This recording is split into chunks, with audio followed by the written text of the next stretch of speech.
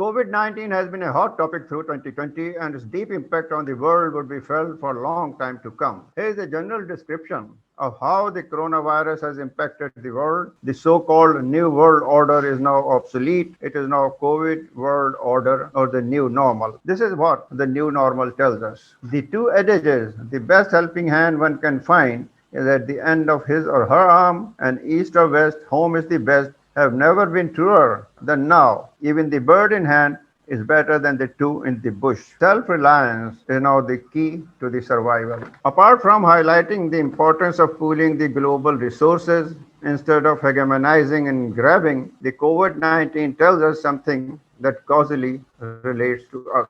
There is an incredibly positive outcome of this global pandemic as well. The bane of Percy recommendation would die its own death and merit would be generally supreme. No employer would go for the below average staff, cannot increase the overhead. So, the emerging generation should go for the best possible results with transparently clear concept, diversify as much as possible, and leave things to God. Make at least one outdoor game your lifelong addiction. Our greatest strength is the manpower. However, the attention towards it is indirectly proportional to the strength. Similarly, Pakistan is the most important country strategically. The world is in a denial mode and wants either to get hold of it or destroy it to make the takeover easier. The new normal and the new geopolitical setup is a hindrance now. Need to consider this also. There are only two ways to make money, either earn a lot or conserve. We must go for extensive austerity measures and conservation campaigns both at individual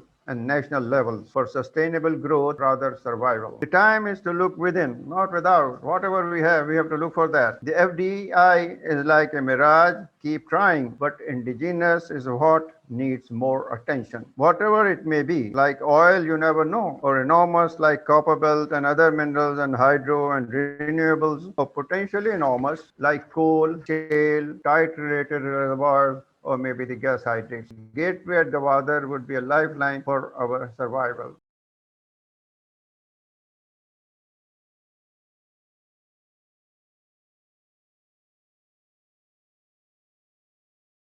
اس سوال کا جواب میں تفصیل سے دینا چاہتا ہوں، بہتر ہے کہ پڑھ دوں۔ اصل میں 1975 میں لیبیا جانے کے کئی فوائد ہوئے۔ ایک طرف تو ہائیڈروجیولوجی اور زیر زمین چٹانوں کی ساخت کا تجربہ ہو گیا، جبکہ ہائیڈروجیولوجی اور پیٹرولیم جیولوجی عکس آئینہ ہی ہیں کہ اگر پانی کی تلاش پستی میں ہوتی ہے تو تیل کی تلاش بلندی میں۔ پاکستان واپس آ کر بس یو ٹرن لے کر من الظلمات الی النور کے مصداق رخ بدل کر نسبتاً اونچے مقامات پر تیل کی تلاش شروع کر دی۔ دوسری طرف اکبر الہ آبادی کے شعر سدھارے شیخ کعبے کو ہم انگلستان دیکھیں گے، وہ دیکھیں گھر خدا کا ہم خدا کی شان دیکھیں گے کے تناظر میں 1975 میں یورپ کی سیاحت بیک پیک کے ساتھ کر لی، لیکن پھر پاکستان آتے جاتے ہمیشہ جدہ ٹھہرتے ہوئے جاتا تھا، اور یعنی ایوں خدا کی شان یعنی کعبے کی بھی کئی دفعہ زیارت ہو گئی، جو سیرت النبی صلی اللہ علیہ وسلم قلم اٹھانے کا سبب بنی۔ تو اس حساس موضوع پر قلم اٹھانے میں دلچسپی 1970 کی دہائی میں سفر حجاز کے بعد سے ہوئی، جہاں مجھے حج اور کئی عمرے ادا کرنے کی توفیق ملی، لیکن اس دوران عبادت میں کوئی 20% وقت لگاتا اور 80% تاریخی مقامات و زیارات دیکھنے میں مصروف رہتا۔ بقول اقبال، کھول آنکھ زمیں دیکھ، فلک دیکھ، فضا دیکھ، مشرق سے ابھرتے ہوئے سورج کو ذرا دیکھ کے مصداق جستجو میں لگا رہتا۔ اس زمانے میں مولود نبی صلی اللہ علیہ وسلم کا مقام اس لائبریری میں دیکھنے کا شرف حاصل ہوا جہاں فرش پر ایک دھاتی دائرے سے نشاندہی کی گئی ہے۔ اب تو لائبریری میں جانا بھی ممنوع ہے۔ مدینہ میں مسجد قبلتین اس وقت پرانی حالت ہی میں تھی، خاصی چھوٹی تھی اور اس کی شمالی اور جنوبی دیواروں پر محراب بنی ہوئی تھی، یا احد پہاڑ کا غزوہ احد سے تعلق وغیرہ۔ یہ تمام مواقع سوالات کو جنم دیتے تھے جن پر سوچتا اور پڑھتا رہتا تھا۔ کچھ جوابات خلائی عکوس پر تحقیق کرنے سے ملتے رہے، جن کو استعمال کرتے ہوئے راہ گزار ہجرت وغیرہ کے نقشے بھی بنائے۔ 2001 میں غار حرا کی فنی اور دینی کیفیت پر مضمون شائع کیا، جس کا عنوان تھا میری زندگی کا اچھوتا ارضیاتی جائزہ، یعنی جیولوجی ہر جگہ ساتھ رہی۔ اسی دوران 2007 میں وزارت مذہبی امور کے قومی مقابلے میں ایک مضمون بھیجا۔ وزارت نے جو 40 مقالے شائع کیے ان میں وہ شامل تھا کہ کچھ مزید ہمت بندھی۔ 2011 کے رمضان میں اللہ تعالیٰ نے توفیق دی کہ مکمل قرآن میں تفسیر سننے کا موقع ملا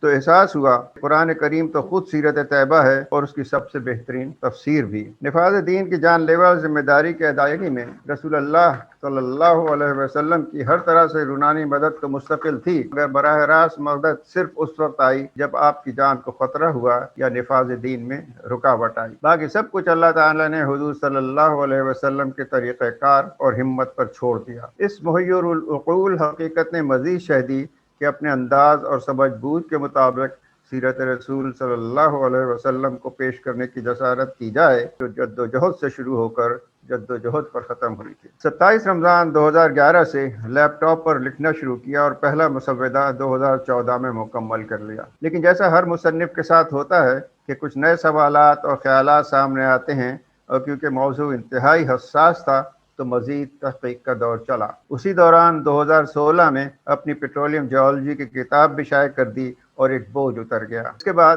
مزید تفصیلات شامل کرتے ہوئے سیرت النبی صلی اللہ علیہ وسلم کے مسودے پر دوبارہ کام شروع کیا تو تسلسل اور ترتیب میں کافی بے ترتیبی پائی۔ ایک لحاظ سے یہ رکاوٹ نعمت غیر مترقبہ ثابت ہوئی کہ نظر ثانی سے اشاعت مزید قابل فہم بن گئی ہوگی انشاءاللہ۔ الحمدللہ تقریباً 5 دہائیوں پہ محیط اس دلچسپی، ارادے، ہمت اور کاوش نے کتاب کی شکل اختیار کر ہی لی جس کی رمضان شائع ہونے کی امید ہے انشاءاللہ۔ ایک تیسری کتاب بعنوان از آدم تا ایدم برسوں سے ضبط تحریر میں لا رہا ہوں، جس پر دوسری مصروفیات کی وجہ سے کم توجہ ہی رہی، مگر وہ کتابی شکل اختیار کر چکی ہے۔ اس طرح کتابی شوق زمینی یعنی جیولوجی سے، آسمانی یعنی سیرت النبی صلی اللہ علیہ وسلم سے ہوتا ہوا واپس زمینی و خاندانی پر ختم ہوگا انشاءاللہ۔